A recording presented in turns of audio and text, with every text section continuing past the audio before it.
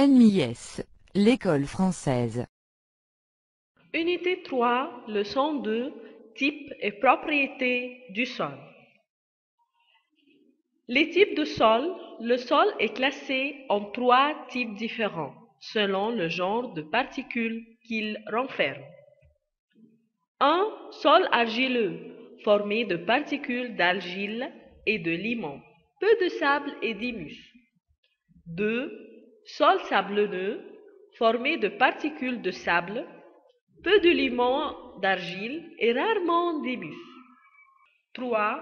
Sol argileux sableux renferme des quantités égales de cailloux, de sable, du limon, d'argile et une grande quantité d'humus.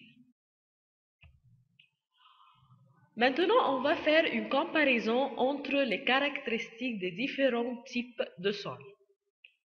On va comparer entre la couleur, le volume des particules, degré de cohésion, l'aération et l'absorption de l'eau, infiltration de l'eau et fertilité du chaque sol.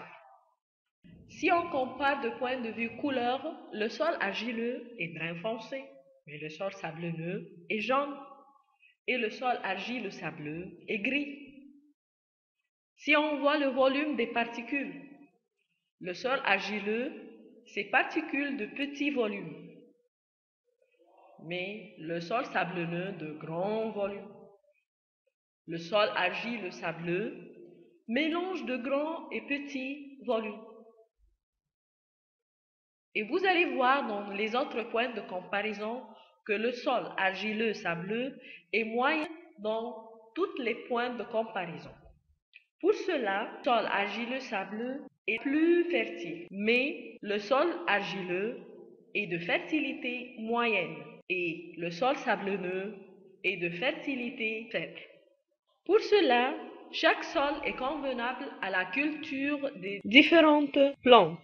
Par exemple, le sol argileux est convenable à la culture du coton, du riz, du blé, plusieurs légumes et la canne à sucre. Le sol argileux sableux est convenable aux arbres fruiteux. Le sol sablonneux est convenable pour la culture des pommes de terre, la patate, ce sont des plantes qui forment des tubercules dans le sol, les palmiers, le cactus, les plantes qui forment des fruits sous le sol comme le cacahuète. Et comme ça, on a pris une idée générale sur les différents types du sol. Merci.